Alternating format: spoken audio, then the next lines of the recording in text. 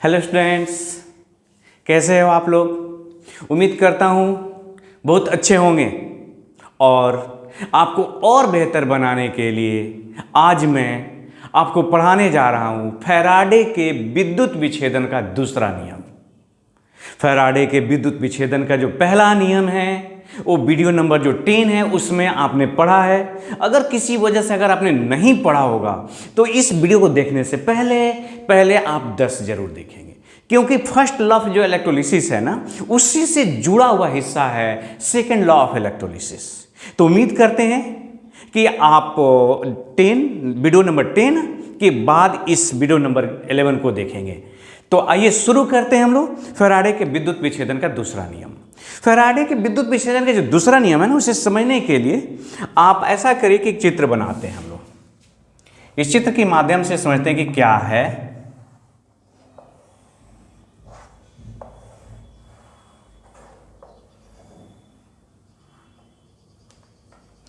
देखिए ये पात्र है, इसमें हमने क्या किया,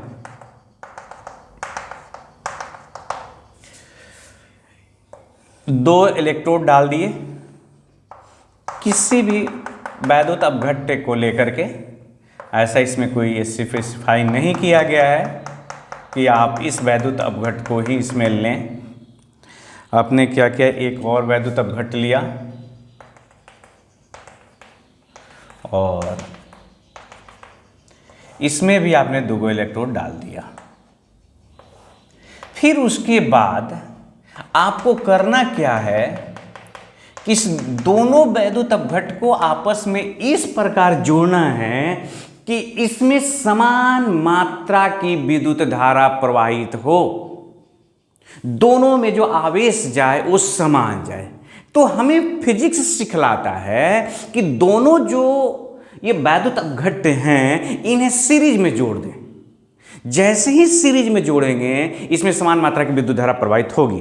तो सीरीज में जोड़ने के लिए हमारे पास जो तरीका है, मान लीजिए कि ये आपका ये पॉजिटिव है, ये नेगेटिव है, ये आपका पॉजिटिव है और ये नेगेटिव है। तो आपने क्या किया कि नेगेटिव और पॉजिटिव को आपस में जोड़ दिया और इस फिर पॉजिटिव और नेगेटिव को आपस में, बस हो गया सीरीज। इसी को कहते हैं ना ये प्लस माइनस। एक बैटरी से आपने जोड़ दिया, विद्युत धारा प्रवाहित हो रहा है, ये प्लस हो गया और ये माइनस हो गया। तो इस तरह से आप ये कह सकते हैं कि अब ये दोनों जो आप मान लीजिए कि यह है CuSO4 है और ये है AgNO3। इन दोनों सॉल्यूशन, दोनों वैद्युत अपघट्य को हमने किससे जोड़ दिया, तो सीरीज में जोड़ दिया जिसे समान मात्रा की दोनों विद्युत धारा प्रवाहित हो। तो क्या कहते हैं फैराडे कहते हैं कि जब विभिन्न वैद्युत अपघट्य को सीरीज में जोड़ दें, या कहें कि सीधे आप कहिए कि उसे समान मात्रा की विद्युत धारा प्रवाहित की जाए, तो इलेक्ट्रोड पे जो पदार्थ मुक्त होंगे ना वो इनके तुल्यांकी भार के समानुपाती होगा। मतलब ये जो कपर इलेक्ट्रोड पे जो पदार्थ मुक्त होगा वो कपर के तुल्यांकी भार के समानुपाती होगा, और यहाँ पर जो चांदी प्राप्त होगा इस इलेक्ट्रोड में वो चांदी के तुल्यांकी भार के समानुपाती होगा। तो जो डेफिनेशन है सेकेंड लॉ ऑफ जो इलेक्ट्रोलिसिस है वो कुछ इस तरह से कह सकते हैं, जब विभिन्न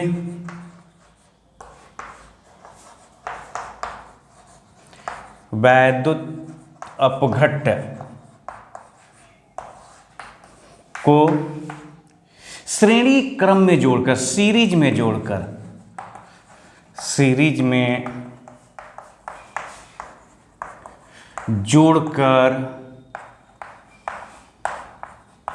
उससे समान मात्रा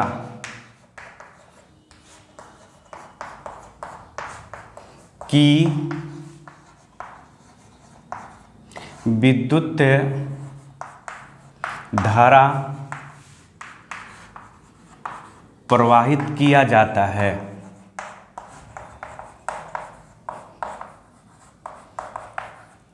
तो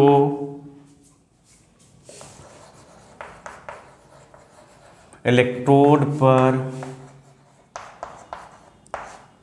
मुक्त पदार्थ की मात्रा तुल्यांकी भार, इक्विवेलेंट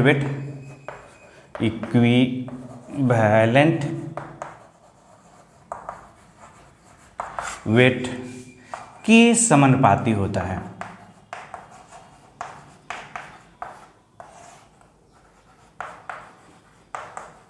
समानुपाती होता है। बस यही है आपका, जब विभिन्न वैद्युत अपघट को सीरीज में जोड़ करके उसे समान मात्रा की विद्युत धारा प्रवाहित की जाए तो क्या होगा कि जो इलेक्ट्रोड पे पदार्थ इकट्ठे होंगे वो पदार्थ किसके समानुपाती होंगे, तो तुल्यांकी भार के समानुपाती होंगे। अगर मैं इस चित्र के माध्यम से इसको समझाने की कोशिश करूं तो देखिए क्या होगा।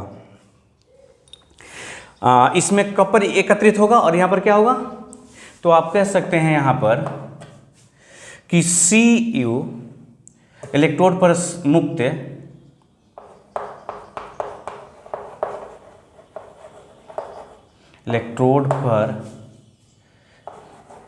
मुक्त या एकत्रित Cu की मात्रा बटे, यहां पर क्या मिलेगा, चांदी ना, तो इलेक्ट्रोड पर मुक्त या एकत्रित Ag की मात्रा, इस समानुपात ये बराबर हो जाएगा, समानुपाती का चिन्ह बराबर कांस्टेंट लगा करके आप कर सकते हैं किसके, तो देखिए ये Cu किसके समानुपाती था, कपर के, तो ये हो जाएगा आपके क्या, कपर के तुल्यांकी भार, Cu का तुल्यांकी भार अब बटा Ag का तुल्यांकी भार। बस यही है, सिंपल सा है। इलेक्ट्रोड पे जो भी पदार्थ एकत्रित होगा वो directly proportional to the equivalent weight if same amount of current is passes through the different electrolytes. जो इलेक्ट्रोलाइट्स हैं वो डिफरेंट हैं लेकिन उसे विद्युत धारा जो प्रवाहित की जाएगी वो समान होगी, सबसे समान आवेश प्रवाहित करेंगे तो जो इलेक्ट्रोड पे पदार्थ इकट्ठे होंगे वो क्या होंगे, तो समानुपाती हो जाएंगे किसके, तो जो भी आपके पास जो इलेक्ट्रोलाइट में पदार्थ होगा उसके तुल्यांकी भार के। तो अब हम लोग इसको प्रथम जो विद्युत विच्छेदन के नियम हैं उससे जोड़ के देखते हैं तो क्या होता है। तो आप इसको इतना को पहले नोट कर लें और फिर उसके बाद इसको फर्स्ट लॉ ऑफ इलेक्ट्रोलिसिस से जोड़ते हैं।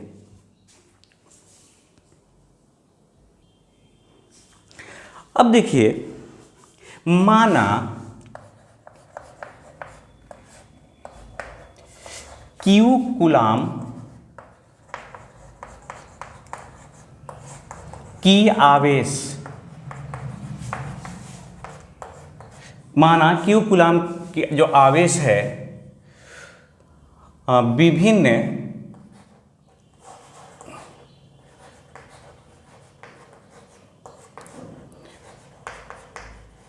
वैद्युत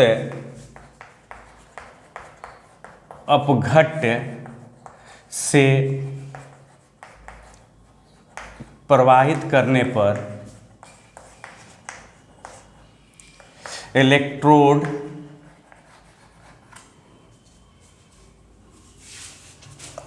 पर एकत्रित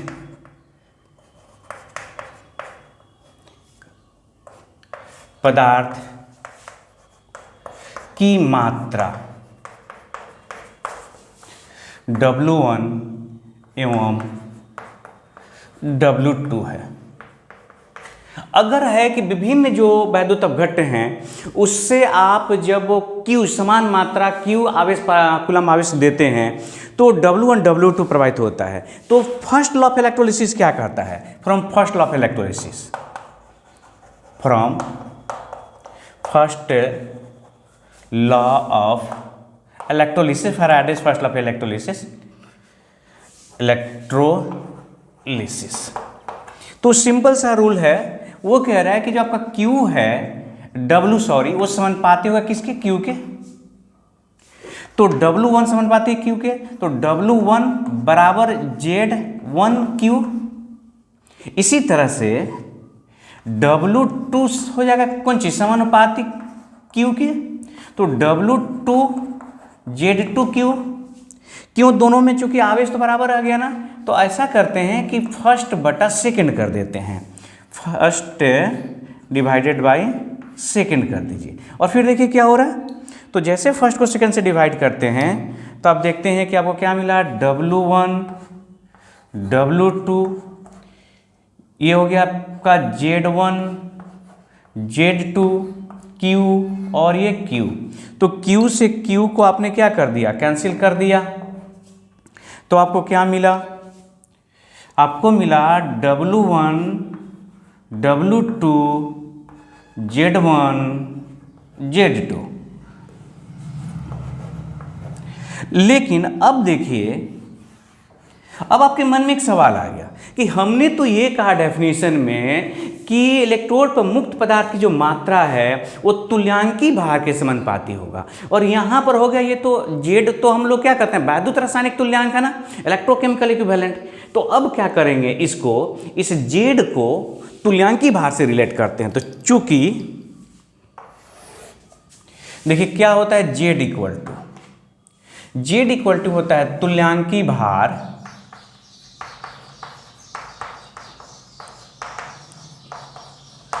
डिवाइडेड बाई 96,500 कूलम से भाग दे देते हैं। तो आप कह सकते हैं इसलिए Z1 इक्वल टू, तुल्यांकी भार को अक्सर E से डिनोट करते हैं, तो E1 डिवाइडेड बाई 96,500 और Z2 इक्वल टू E2 96,500। इसलिए देखिए यहाँ से लिखिए, इसलिए W1 बटा W2 इक्वल टू कितना हो जाएगा, Z के जगह पर रखेंगे E1 बटा 96,500 डिवाइडेड बाई E2 96,500। आप समझ रहे हैं कि ये कट गया और क्या बच गया, बोलिए, E1 बटा E2। इसका मतलब हो गया W1 W2 equal to E1 बटा E2। तो हम लोगों ने यहाँ से सीखा कि इलेक्ट्रोड पे जो पदार्थ इकट्ठे हुए वो किसके समानुपाती हैं, तो तुल्यांकी भार के। अच्छा, एक बात और ध्यान रखिए कि यही W1 W2 किसके बराबर है, Z1 Z2। तो इसका मतलब आप यह भी कह सकते हैं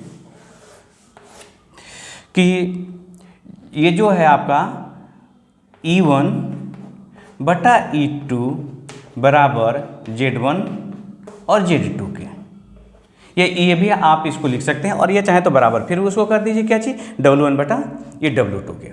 अब इसके बाद देखिए, हम ये चाहते हैं कि इसको किस तरह से उपयोग करके और न्यूमेरिकल सवाल हल किया जाता है। एक्चुअली हम लोग का मेन उद्देश्य ये है कि न्यूमेरिकल सवाल इसकी सहायता से आप कैसे हल करेंगे। तो आप इतना नोट करें और फिर देखते हैं इसे न्यूमेरिकल सवाल कैसे हल किए जाते हैं।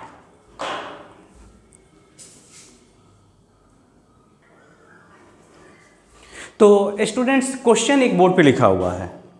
क्वेश्चन है कि 3 एम्पियर का ये विद्युत धारा जो है 30 मिनट तक प्रवाहित किया गया, किस चीज से, तो कॉपर सल्फेट के विलयन से।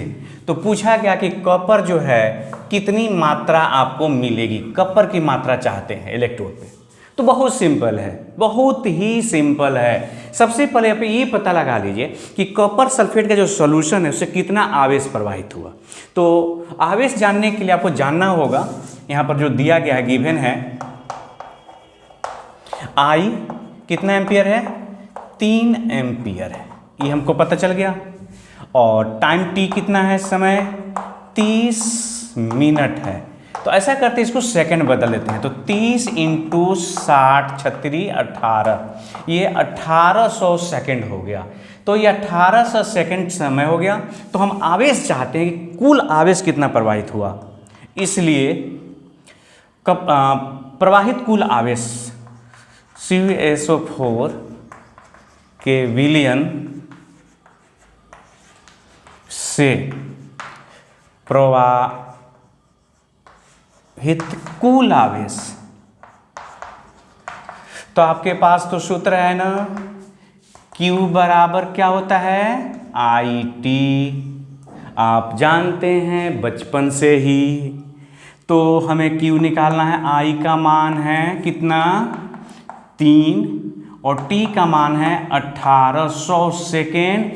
18 3 आई 54, इतना हो गया आपको ये सेकेंड। ओ सॉरी, कूलाम हो गया, ये आवेश हो गया। अब हमें पता चल गया कि आवेश कितना प्रवाहित हुआ। आपका ये जो सॉल्यूशन है कॉपर सल्फेट के, इसमें से कितना आवेश गया, तो पता चल गया 5400 कूलाम आवेश अंदर गया। तो अब इलेक्ट्रोड पे कितना पदार्थ आपका इकट्ठा हुआ, आप ये जानना चाहते हैं। तो इसके लिए आपको क्या करना होगा, आप वो सूत्र लगाइए, फर्स्ट लॉ ऑफ जो इलेक्ट्रोलिसिस है। तो चूंकि हमें चाहिए मात्रा, तो सबसे पहले देखिए कि CuSO4 है, जब इससे आप करंट प्रवाहित करेंगे तो ये टूट करके Cu plus plus SO4 minus minus, हमें कॉपर की मात्रा चाहिए।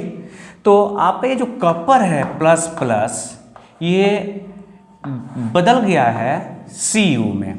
कितने इलेक्ट्रॉन लेगा, बिल्कुल सही, 2 प्लस आवेश है तो 2 इलेक्ट्रॉन।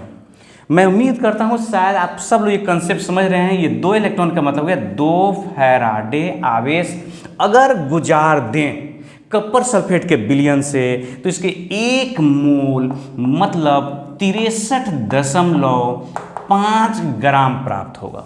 कितने आवेश से, 2 फैराडे। 2 फैराडे आवेश का क्या मतलब हुआ, तो 2 गुने 96,500 कूलम से ये कितना मिलेगा, तो 63.5 ग्राम। लेकिन हमें आवेश कितना दिया गया है, हमने आवेश ये निकाल लिया है। तो इसको इस तरह से हल करेंगे कि चूंकि आपको कितना ग्राम मिल रहा है, तो 2 गुने 96,500 कूलाम से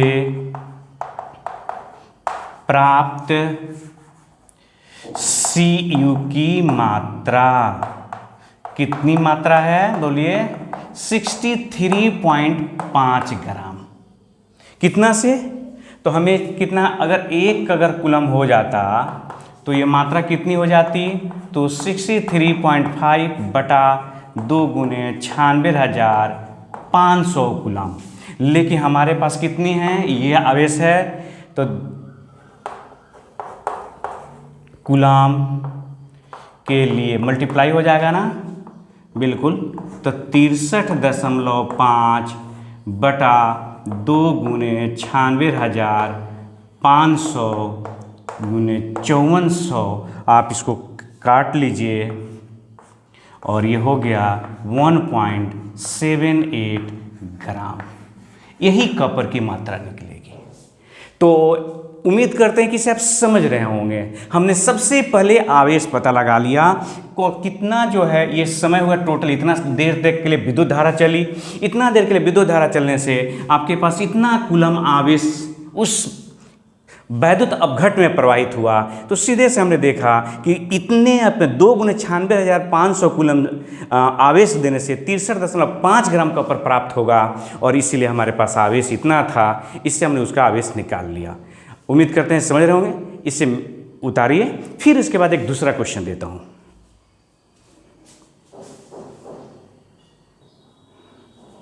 तो ये स्टूडेंट्स, एक एनसीईआरटी में क्वेश्चन दिया गया कि एक सॉल्यूशन है NiNO3 का, इसमें 5 एम्पियर का विद्युत धारा दिया गया।